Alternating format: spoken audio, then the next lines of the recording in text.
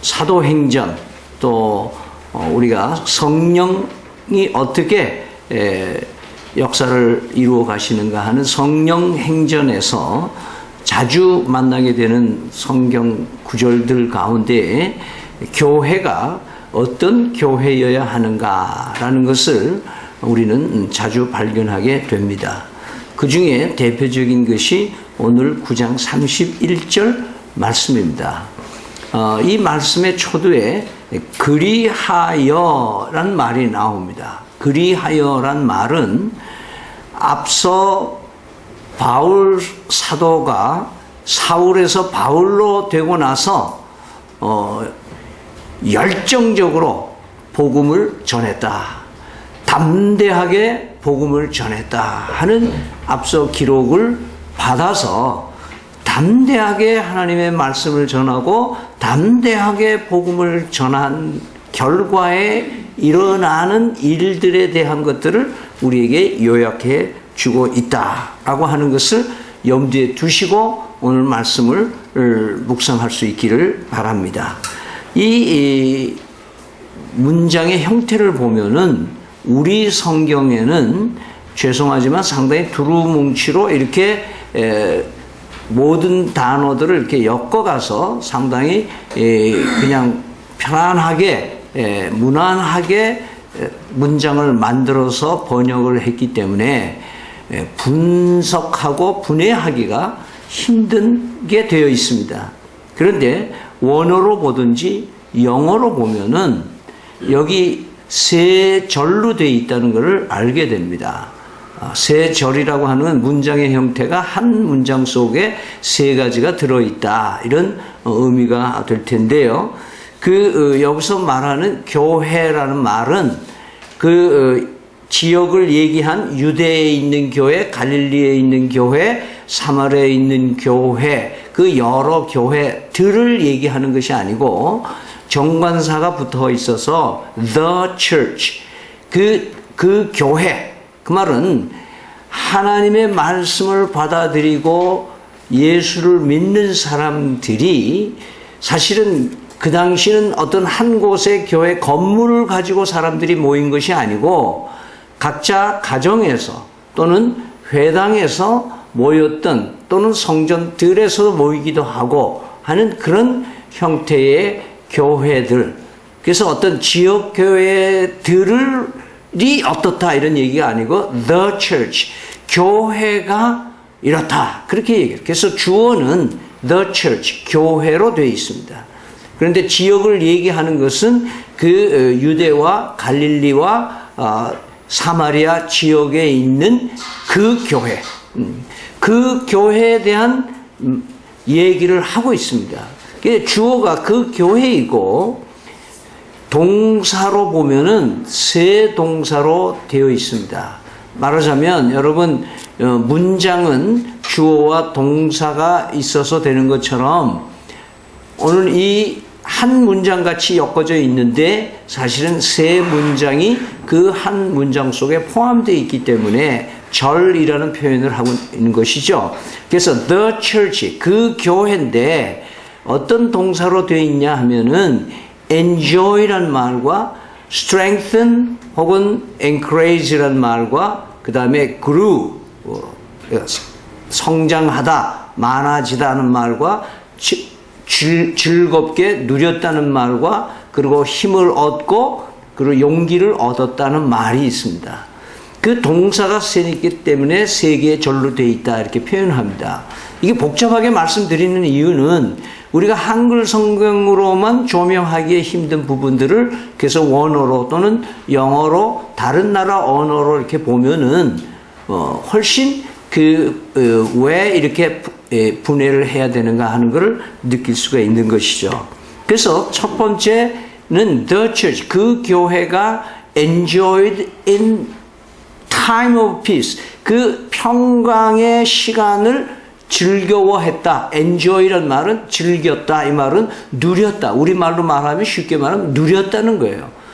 교회가 평강을 누렸다. 왜냐하면 하나님의 말씀을 전해 듣고 담대하게 사울이라고 하는 사람이 변화돼 가지고 하나님의 말씀을 열정적으로 전하는 그 말씀을 받고 나니까 그 교회의 성도들이 모두가 뭐예요? 평안했다. 마음의 안정을 가졌다. 환경은 여전히 핍박이 있고 여전히 예수 믿는 사람들을 비난하고 막 이런 환경은 전혀 변화된 게 없는데 그 교회가 평안을 누리고 있었다. 이런 표현입니다. 두 번째 동사는 두 개, and로 해서 두 단어로 쓰는데 strength라는 말과 encourage라는 말. 그 말은 강하게 해줬다 또는 용기를 얻었다. 이런 말입니다. 그러니까 힘과 위로를 얻었다. 이런 말입니다. 그 교회가 사울이 전하는 복음을, 뜨거운 복음을 받고 보니까 마음의 평강이 왔을 뿐만 아니라 힘과 용기를 얻었다. 그런 거예요. 말씀을 받아들이니까 힘과 용기를 받았다. 그런데 어떤 방식으로 했느냐를 표현하는데 by the Holy Spirit, 성령으로 말미암아 그렇게 되는 거예요. 그러니까 우리가 하나님의 말씀의 역사는 성령 하나님의 역사로 우리에게 역사할 때의 힘과 용기가 된다는 문장으로 되는 겁니다. 근데 세 번째 문장은 grow라고 하는 성장한다는 말인데 in numbers, 그 말은 숫자가 많아졌다 그렇게 얘기해요. 여기서 숫자는 믿는 사람들의 숫자가 많아졌다는 말로 얘기가 됩니다. 그럼 믿는 사람의 숫자가 많아졌다라는 결과를 어떻게 얻게 됐느냐? 평강이 오니까 또는 힘과 용기를 얻으니까가 아니고 거기에 보면은 영어로는 living in the fear of the Lord 그렇게 했어요.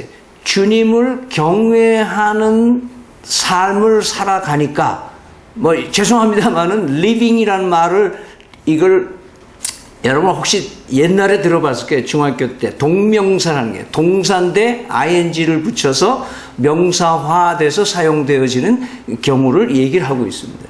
그래서 여기서 grows in numbers 숫자가 많아졌는데 living in the fear of the Lord 이 말은 경외하는 마음으로 살아가니까 경외하는 마음으로 삶으로써 이렇게 표현해요. 또 경외하는 마음으로 사는 결과에 의해서 숫자가 많아졌다. 이런 문장의 표현이 될 수 있습니다.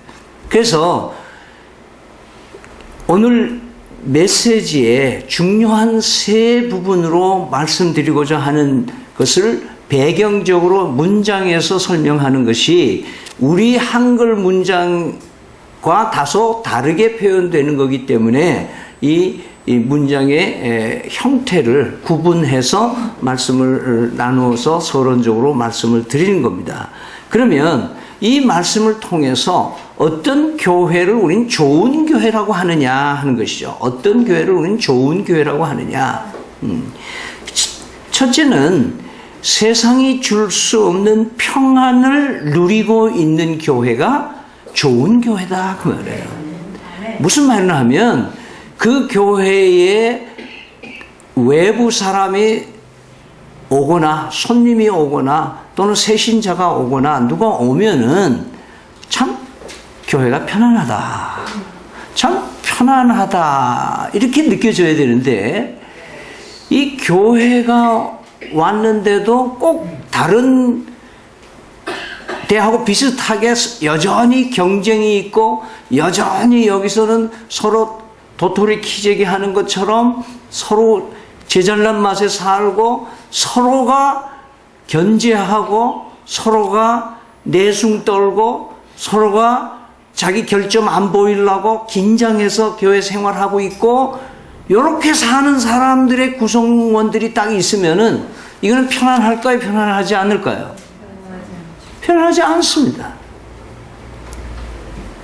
좀 교회 들어오면 막 뭐가 이렇게 긴장이 풀리고 안위가 되고 좀 위로가 되고 그렇게 하려면 이 성령 하나님이 우리에게 임재하시고 예수 믿는 믿음이 우리에게 있고 예수님을 같은 주로 고백하는 사람들이 산다면 평안을 누릴 수 있는 자가 되어야 되는 거예요. 그럼 교회가 평안하려면 어떻게 해야 되느냐? 우리 구성원들이 각자가 편안해야 돼. 각자가 편안해야 돼. 그렇기 때문에 평안을 너에게 주노라 세상이 줄 수 없는 그런 노래를 부르기만 하는 게 아니라 진짜 그런 평안을 누릴 수 있기를 바랍니다. 요한복음 14장 27절에 평안을 너에게 끼치노니 곧 나의 평안을 너에게 주노라. 내가 너에게 주는 것은 세상이 주는 것과 같이 아니하니라. 너희는 마음에 근심하지도 말고 두려워하지도 말라. 자, 우리의 환경은 염려와 근심과 두려움과 갈등만 주는 것이 우리의 환경입니다. 자식들 보세요. 여러분 주변 이웃들을 보세요. 뉴스를 보세요. 신문을 펴들어 보세요. 여러분 직장을 보세요. 여러분 경영하는 사업을 보세요. 환경은 우리에게 언제든지 염려와 근심거리들과 어려움과 괴로움으로 우리를 협박하고 그리고 우리를 넘어뜨리려고 하는 악령의 세계들이 이 땅에 판을 치고 있는 거예요. 그러나 우리가 평안을 누리는 것은 예수님이 주시는 평안이 정말 예수님을 믿는다면 평안을 누릴 수 있는 것이 진짜입니다. 그래서 내가 제일 자신의 신앙을 측정하는 길은 뭐냐면 내가 편안하냐 안 하냐 아니면 내 안에 갈등이 오느냐 돈 조금 채워지지 않는다고 해서 안타깝고 집 때문에 뭐 때문에 자식 새끼들 때문에 막 이렇게 안타깝고 하면은 벌써 뭐가 없는 거예요? 평안이 없어. 염려와 근심으로 밤을 지새고 있고 긴장하고 사는 거 평안이 없는 거예요. 그러면 뭐예요? 내 신앙에 문제가 있구나. 우리는 보통 그럴 때마다 뭐래요? 환경을 탓해. 응? 하나님 왜 이렇게 나는 이렇게 어려운 일이 많아집니까? 하나님 왜 이런 일들이 자꾸 생깁니까? 힘들어요. 하나님 도와주세요. 이런 기도를 하는 거예요. 그러나 여러분 예수님께로 집중할 수 있기를 바랍니다. 아멘. 빌립보서 4장 7절에 아무것도 염려하지 말고 다만 모든 일에 기도와 간구로 너희 구할 것을 감사함으로 하나님께 아뢰라. 그리하면 모든 지각에 뛰어난 하나님의 평강이 그리스도 예수 안에서 너희 마음과 생각을 지키시리라. 여기 중요한 단어는 뭐냐면 아뢰라고 하는 거예요. 아뢰라고 하는 거예요. 불교 용어는 마음을 비우라 그렇게 얘기를 해요. 그러나 마음 비울 재간이 있습니까 여러분? 마음 비워줘요? 잘 안 비워줘요. 그런데 오늘 여기서는 뭐냐면 염려, 근심, 불안 이런 것들이 있냐? 그러면 이런 것들을 뭐예요? 하나님께 아뢰라 그 말이에요. 무거운 짐을 진 자들아 다 내게로 오라 내가 너희를 쉬게 하겠다 그 말이에요. 마치 이건 뭐냐면 컨베이어 알죠? 컨베이어. 예? 공사할 때 쫙 하고 이게 물건을 올려놓으면 저절로 쭉 가는 거 있잖아요. 에스컬레이터처럼. 그러니까 내가 염려, 근심, 걱정들을 예수님 이름으로 뭐예요? 아뢰면 컨베이어에다가 내 염려와 근심이 뭐예요? 그쪽에 올려지는 거야. 그러면 예수님이 컨베이어가 되셔가지고 뭐예요? 우리의 무거운 염려와 근심거리들을 가지고 누구한테가? 해결사이신 하나님께로 운반해 준다 이 말이에요. 그런데 놀라운 것은 그 컨베이어가 돌아와서 나에게 다시 오는 건 뭐냐면 평강이 온다 이 말이에요. 평안이 온다 말이에요.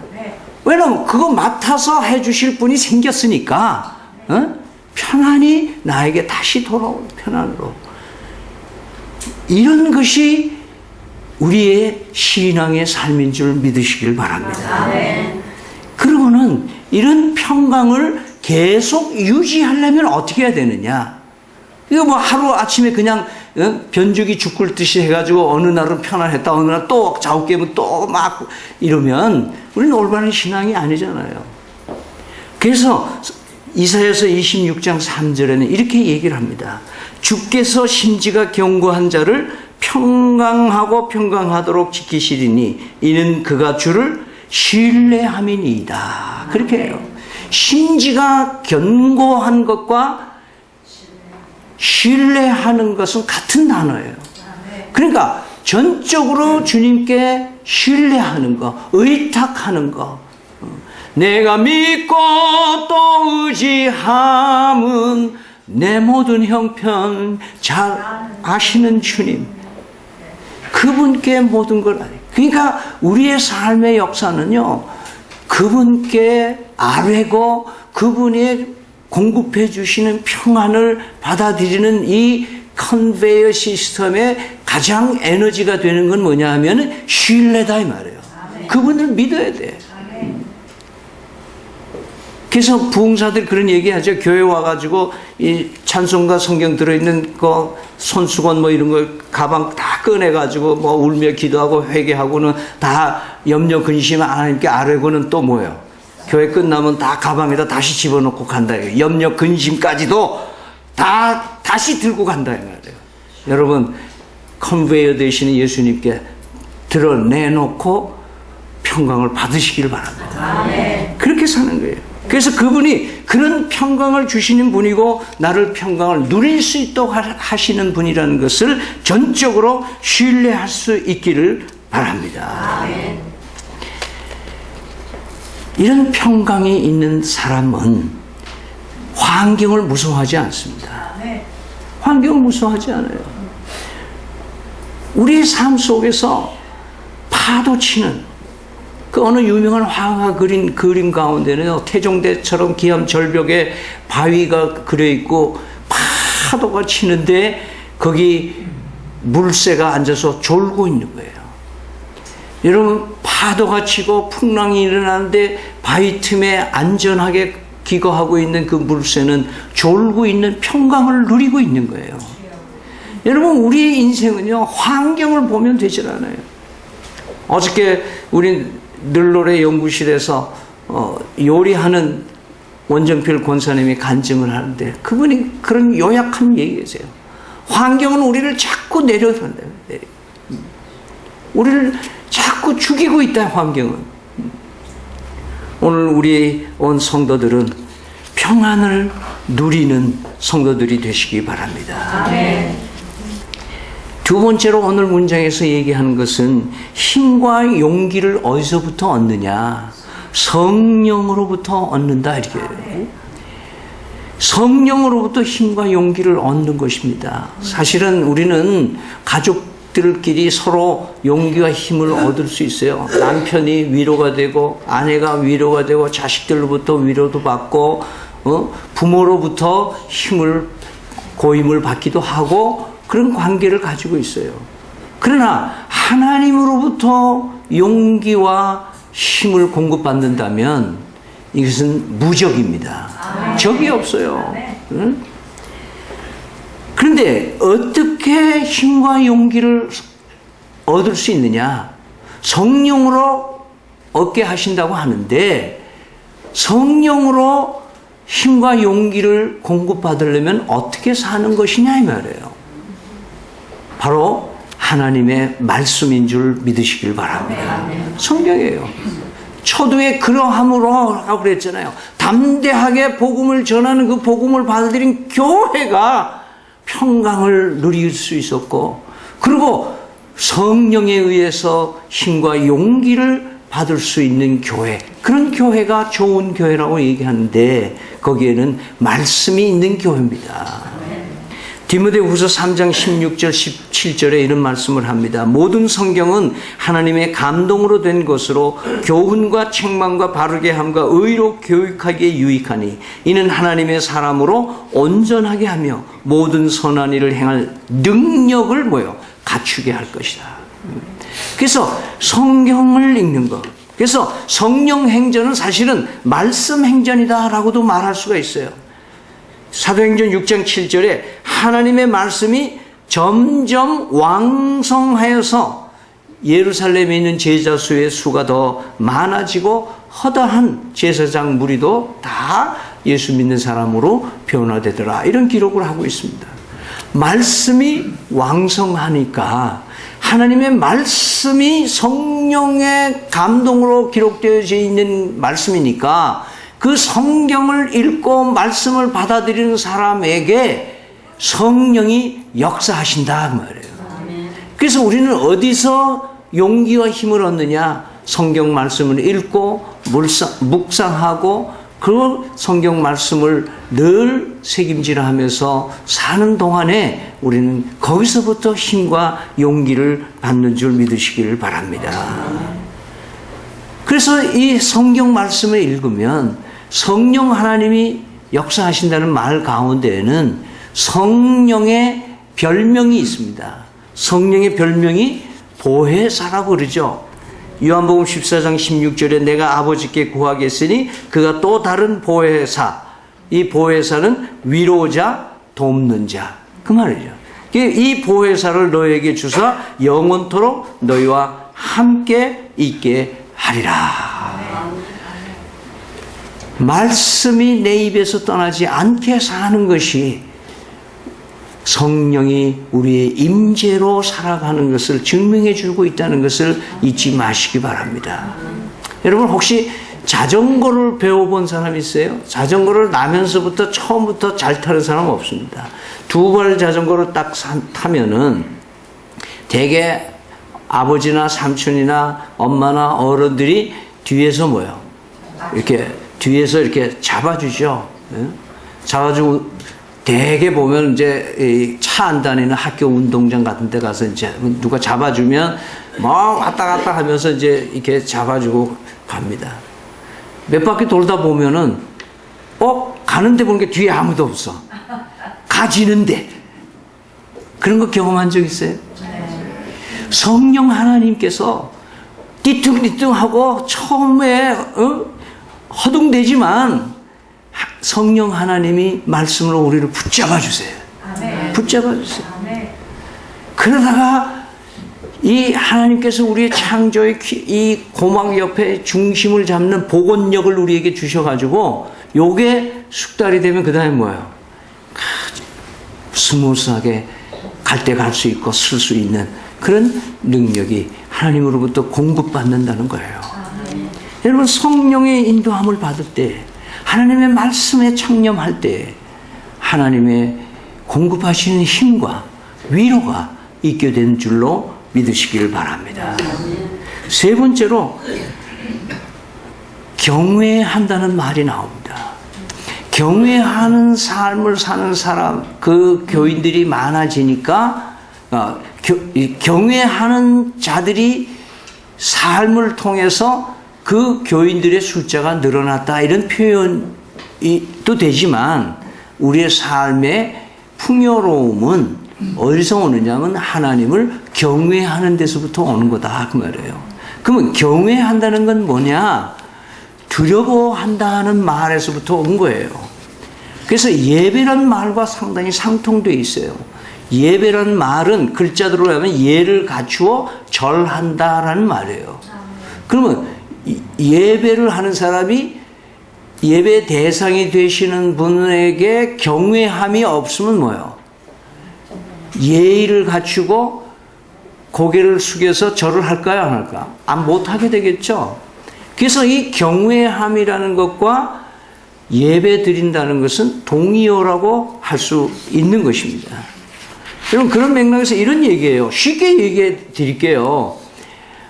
여러분 혹시 엄한 아버님 밑에서 크신 분들 계세요?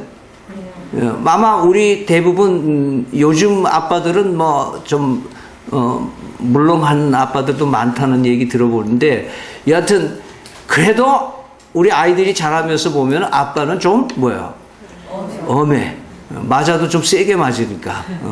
그러니까 목소리도 크고 그러니까 애들이 아버지를 두려워하는 거예요. 그런데 놀라운 것은요. 우리가 어렸을 때 아버지를 무서워하긴 하면서도 뭐예요? 아버지에게 가까이 가고 싶은 거예요. 그래요, 안 그래요? 아빠하고 좀 달려가서 그 집에 안기고 싶은 게 우리 마음이에요. 왜? 내가 잘못하고 아버님을 잘 못하면 뭐예요? 아버님이 노하시고 진노하시긴 하지만 여전히 뭐예요? 그 아빠에게 가까이 가고 싶은 거예요.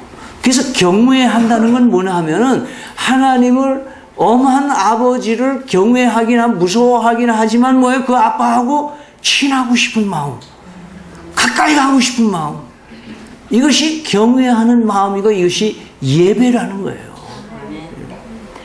그래서 사마리아 여인이 우물가에서 예수님을 만났을 때 예배에 대한 질문을 할 때 예수님께서 이렇게 답을 하십니다. 요한복음 4장 23절 24절에 아버지께 참되게 예배하는 자들은 영과 진리로 예배할지니 영과 진리로 예배할 때가 오나니 곧 이때라. 아버지께서는 자기에게 이렇게 예배하는 자들을 찾으시느니라. 아버지는 예배하는 자를 찾으신다고 그러셨어요. 그리고 24절에 예배에 대한 확실한 얘기를 해줍니다. 이것은 이렇게 얘기합니다. 하나님은 영이시니 예배하는 자가 영과 진리로 예배할지라. 이렇게 얘기했어요. 자, 영으로 예배한다. 로마서 12장 1절에는 몸으로 산 제사를 드리는데 몸으로 우리가 여기 나와서 지금 예배를 드리잖아요. 그런데 우리가 드리는 예배는 영으로 예배 드린다는 건 여기서는 성령으로 예배 드린다는 게 아니고 인간의 영으로 예배를 드린다는 거예요. 왜냐하면 하나님이 영이시기 때문에 우리가 영으로 하나님 앞에 예배를 드린다 그 말이에요. 그래서 예배를 통해서 하나님의 임재를 느끼지 못해도 예배라고 말할 수가 없고 또 세상에 나가서 하나님 뜻대로 살지 않으면서 나는 예배를 드렸다라고 말할 수 없다라는 거예요. 왜냐하면 경외함이라는 것은 그런 의미예요. 예배를 드린다는 것은. 그리고 이 예배는 우리의 힘만으로는 예배 드릴 수가 없습니다. 그래서 나의 영을 움직이시는 성령의 하나님께서 도와주실 때에 정말 신령으로 드리는 예배가 된다. 그렇게 말씀합니다. 그 다음에는 진리로 예배를 드린다는 말이 나와요. 진리로 예배를 드린다는 말은 진심된 마음으로 드린다 그 말이에요. 아직도 그냥 불이 났게 집에 나오면서 뭐 잊어버리고 온 것들 어저께 했던 거 누구 만나서 예배 끝나고 나서 나 앞으로 어떻게 오후를 어떻게 보내야 될지 이런 것들을 늘 이렇게 묵상하면서 예배 드리면은 예배가 될까요? 안 될까요? 안 되는 거예요. 진실되게, 진정하게, 진심으로 쇼하는 걸로 그냥 여러분 일주일 동안 엉망진창으로 살면서 주일날 1시간 여기 와서 아주 다소곳에 앉아 천사처럼 이렇게 행동하고 가는 것으로 예배 본다고 하지 마시기 바랍니다. 그렇게 살면 제일 먼저 누가 아느냐? 내가 알아요. 그리고 내 자식들이 알고 내 주변 사람들이 알아요. 그러니까 뭐가 안 돼요? 전도할 수가 없어. 안 돼. 그러니까 우리의 삶 속에서는 예배 드린다는 것은 경외함인데 진리로 드리는 것은 진실한 말이에요. 그 다음에 진리로 예배 드린다는 것은 하나님이 가르쳐 주신 대로 예배를 드리는 거예요. 하나님이 디자인한 대로 예배 드리라는 거예요. 창작물이 아니라 예배는 누가 요즘에 예배 디자이너가 있어가지고 PD도 나오고 대형 교회들은 야단들이에요 요즘에. 예배 디자인 하는데 예배 PD들이 나와가지고 순서를 어떻게 하고 조명을 어떻게 하고 너무 멋있고 좋아요. 그건 나쁜 건 아니에요. 그러나 예배는 창작물이 아니에요. 하나님이 우리가 진정으로 드리는 예배를 받으신다고 그러셨어요. 진심이냐 아니냐 그거예요. 그래서 저희 교회는 가급적이면 예배 순서를 자꾸 바꿔요. 그럼 어떤 분들은 그래요. 이게 교회가 이제 이단 같다 그래요. 그 왜 그래? 이분들은 종교적으로 훈련이 되어 있기 때문에 예배 순서는 자기가 자라온 그 교회 예배 순서대로만 드려야 제대로 된 예배다라고 고착되어 있는 사람이 많아요. 그렇지 않습니다. 예배에 물론 하나님이 디자인한 게 몇 가지 중요한 사항들이 있어요. 그러나 핵심적인 건 뭐예요? 진리로 드린다는 것은 거짓 없이 드리는 거고, 가르쳐 주신 방법대로 드리는 거고, 진리로 예배 드린다는 것은 그리스도의 이름으로 예배를 드리는 겁니다. 우리는 하나님께 직접 나갈 수가 없습니다. 예수님을 통해서만 기도가 가능하고, 예수님을 통해서 하나님 면회가 가능하고, 예수님 통해서 통화가 가능하고, 예수님을 통해서 그 앞에 나아갈 수 있는 줄 믿으시길 바랍니다. 그렇기 때문에 우리 예배는 그리스도 이름으로 드려지는 예배인 줄 잊지 마시기 바랍니다. 시편 111편 10편에 여호와를 경외함이 지혜의 근본이라 그의 계명을 지키는 자는 다 훌륭한 지각을 가진 자니 여호와를 찬양함이 영원히 계속되리로다. 이렇게 얘기했어요. 우리 믿음찬 교회는 주님 품 안에 평안을 누릴 수 있기를 기원드립니다. 우리 믿음찬 교회는 말씀 가운데 성령의 도움으로 하나님의 교회를 세워가며 섬기는 교회가 되기를 축복합니다. 하나님을 경외하는 마음으로 믿음의 예배를 드림으로써 하나님의 영광이 넘치는 참으로 좋은 교회로 날마다 하나님께 드려지는 우리 성도들이 되시기를 축원합니다. 600장 찬송 같이 드립니다.